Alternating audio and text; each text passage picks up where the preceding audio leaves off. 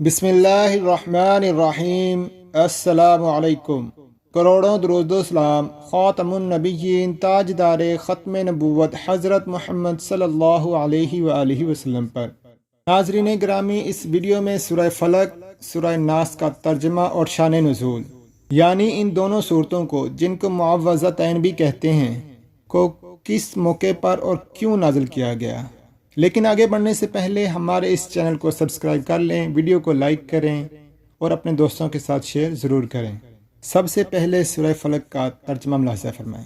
کہو کہ میں صبح کے مالک کی پناہ مانگتا ہوں، ہر چیز کی برائی سے جو اس نے پیدا کی، اور اندھیری رات کی برائی سے جب اس کا اندھیرا چھا جائے، اور گنڈوں پر پڑھ پڑھ کر پھونکنے والیوں کی برائی سے، اور حسد کرنے والے کی برائی سے جب وہ حسد کرنے لگے۔ سورہ ناس کا ترجمہ۔ کہو کہ میں انسانوں کے پروردگار کی پناہ مانگتا ہوں، یعنی لوگوں کے بادشاہ کی، لوگوں کے معبود کی، اس بڑے وسوسہ ڈالنے والے کی برائی سے جو اللہ کا نام سن کر پیچھے ہٹ جاتا ہے، جو لوگوں کے دلوں میں وسوسہ ڈالتا ہے، خواہ وہ جنات میں سے ہوں یا انسانوں میں سے۔ شان نزول اور فضائل و برکات۔ سورہ فلق اور اس کے بعد سورہ ناس، یہ دونوں صورتیں ایک ساتھ ایک ہی واقعے میں نازل ہوئی ہیں۔ حافظ ابن قیم نے ان دونوں صورتوں کی تفسیر یکجا لکھی ہے۔ ان دونوں صورتوں کے منافع اور برکات اور سب لوگوں کو ان کی حاجت و ضرورت ایسی ہے کہ کوئی انسان ان سے مستغنی نہیں ہو سکتا۔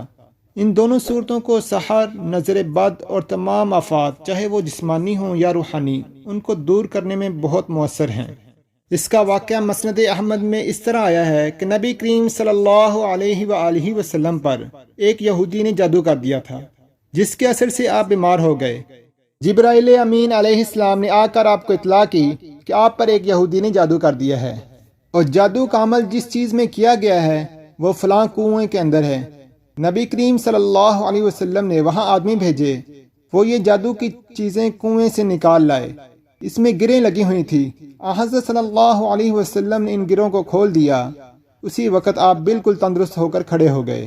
اگرچہ جبرائیل علیہ السلام نے آپ کو اس یہودی کا نام بتا دیا تھا اور آپ اس کو جانتے بھی تھے، مگر اپنے نفس کے معاملے میں کسی سے انتقام لینا آپ کی عادت نہ تھی، اس لیے پوری زندگی اس یہودی سے آپ نے کچھ نہ کہا، اور نہ کبھی اس کی موجودگی میں آپ کے چہرہ مبارک سے کسی شکایت کے آثار پائے گئے۔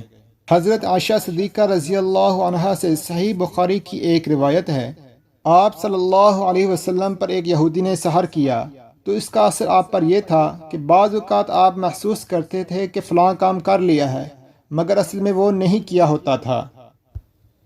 پھر ایک روز آپ صلی اللہ علیہ وسلم نے حضرت عائشہ صدیقہ رضی اللہ عنہا سے فرمایا کہ مجھے اللہ تعالیٰ نے بتا دیا ہے کہ میری بیماری کیا ہے، اور فرمایا کہ خواب میں دو شخص آئے، ایک میرے سرہانے بیٹھ گیا، ایک میرے پاؤں کی طرف۔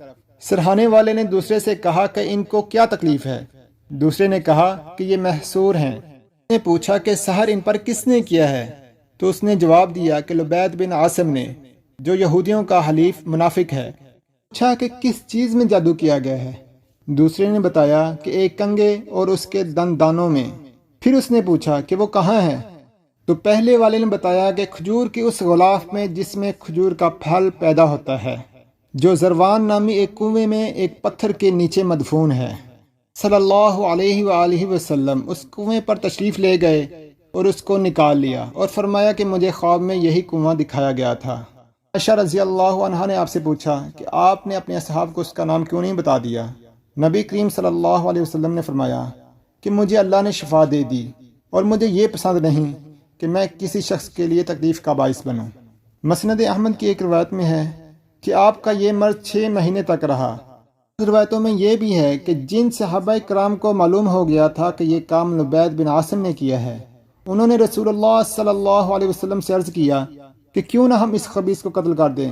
آپ صلی اللہ علیہ وسلم نے وہی جواب دیا جو حضرت عائشہ رضی اللہ عنہا کو دیا تھا کہ میں کسی کی تکلیف کا سبب نہیں بن سکتا۔ امام ثعلبی کی روایت میں ہے کہ ایک لڑکا نبی کریم صلی اللہ علیہ وسلم کی خدمت کرتا تھا۔ یہودی نے اس کو بہلا پھسلا کر رسول اللہ صلی اللہ علیہ وسلم کا کنگا مبارک اور کچھ اس کے دندان اس سے حاصل کر لیے، اور ایک تانت کے تار میں 11 گرہیں لگائیں، ہر گرہ میں ایک سوئی لگائی۔ کنگے کے ساتھ اس کو کھجور کے پھل کے غلاف میں رکھ کر ایک کنویں میں پتھر کے نیچے دبا دیا۔ اس پر اللہ تعالیٰ نے یہ 2 صورتیں نازل فرمائیں جن میں 11 آیتیں ہیں۔ آپ ہر گرہ پر ایک ایک آیت پڑھ کر ایک ایک گرہ کھولتے رہے یہاں تک کہ سب گرہیں کھل گئیں، اور اچانک آپ صلی اللہ علیہ وسلم سے ایک بوجھ سا اتر گیا۔ ان دونوں صورتوں میں پہلی یعنی سورہ فلق میں دنیاوی آفات سے اللہ کی پناہ مانگنے کی تعلیم ہے، اور دوسری صورت یعنی سورۃ الناس میں اخروی آفات سے بچنے کے لیے اللہ کی پناہ مانگی گئی ہے۔ مستند احادیث میں ان دونوں صورتوں کے بڑے فضائل اور برکات منقول ہیں۔ صحیح مسلم میں حضرت عقبہ بن عامر رضی اللہ عنہ کی حدیث میں ہے کہ رسول اللہ صلی اللہ علیہ وسلم نے فرمایا کہ تمہیں کچھ خبر ہے کہ آج کی رات اللہ تعالیٰ نے مجھ پر ایسی آیات نازل فرمائی ہیں کہ ان کی مثل نہیں دیکھی، یعنی قل اعوذ برب الفلق اور قل اعوذ برب الناس۔ اور ایک روایت میں ہے کہ تورات، انجیل، زبور اور قرآن مجید میں بھی ان کی مثل کوئی دوسری صورت نہیں ہے۔ ایک دوسری روایت بھی حضرت عقبہ رضی اللہ عنہ سے مروی ہے کہ ایک سفر میں رسول اللہ صلی اللہ علیہ وسلم نے ان کو معوذتین پڑھائی، سورہ ناس اور سورہ فلق، اور پھر مغرب کی نماز میں انہی دونوں صورتوں کی تلاوت فرمائی، اور پھر فرمایا کہ ان دونوں صورتوں کو سونے کے وقت بھی پڑھا کرو اور پھر اٹھنے کے وقت بھی پڑھا کرو۔